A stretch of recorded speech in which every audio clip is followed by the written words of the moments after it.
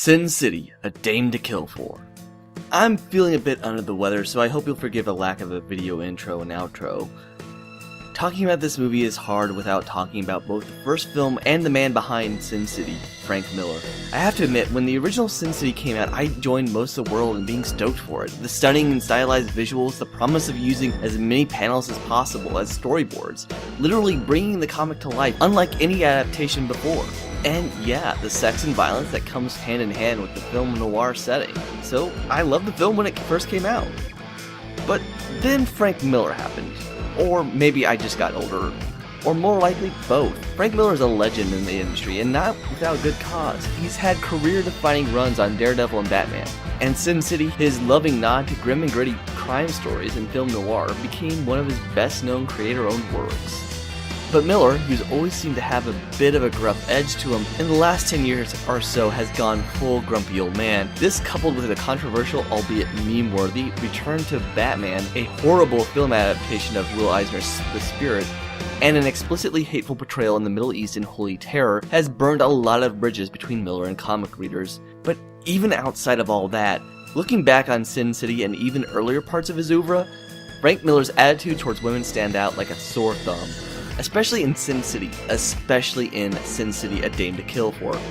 Every woman is a prostitute, stripper, a manipulative femme fatale, or a victim. It doesn't matter if you're heroic or villainous, women seem to be defined by their sexuality. When the first film came out, I really didn't notice it that much, but now I'm 9 years older and wiser. Or at least I like to think so.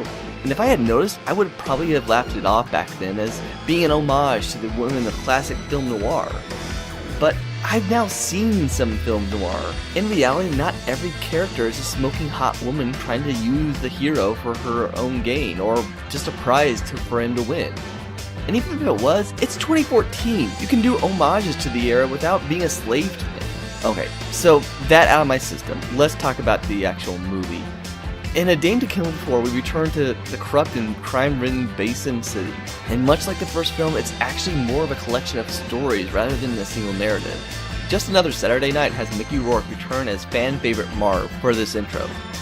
And much like the title implies, it's a fun but ultimately forgettable story of Marv being up on the bad guys. The Long Bad Night features Joseph Gordon-Levitt as Johnny, a man who seems to always win whatever game he plays, but is winning enough when the stakes are too high? This is actually my favorite chapter. Levitt is genuinely charming as Johnny, and the story is the one that will stay with you the longest. And the titular and by far the longest story, A Dame to Kill For, we have Josh Brolin as Dwight, previously portrayed by Clive Owen in the last film. Dwight gets caught up in the web of an old flame, played by Eva Green, whom he can't resist despite knowing better.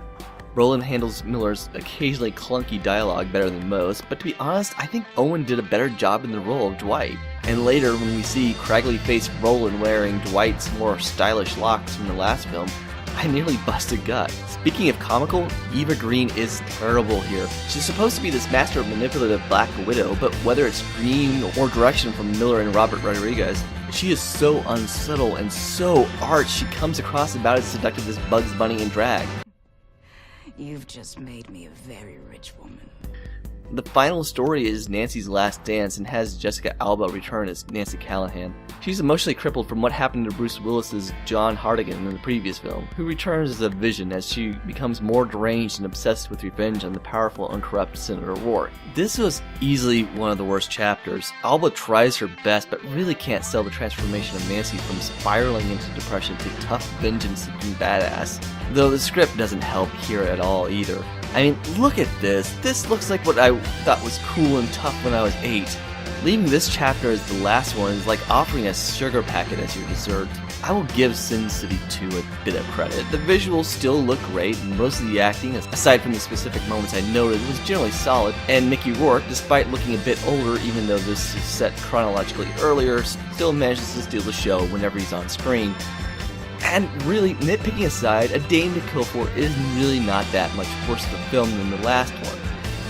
But there's very little here to deserve a sequel. It's the same neat black and white footage with bits of color over stylized green screen locations. It's the same mostly bleak noir stories where even the most likable characters tend to be a bit unlikable.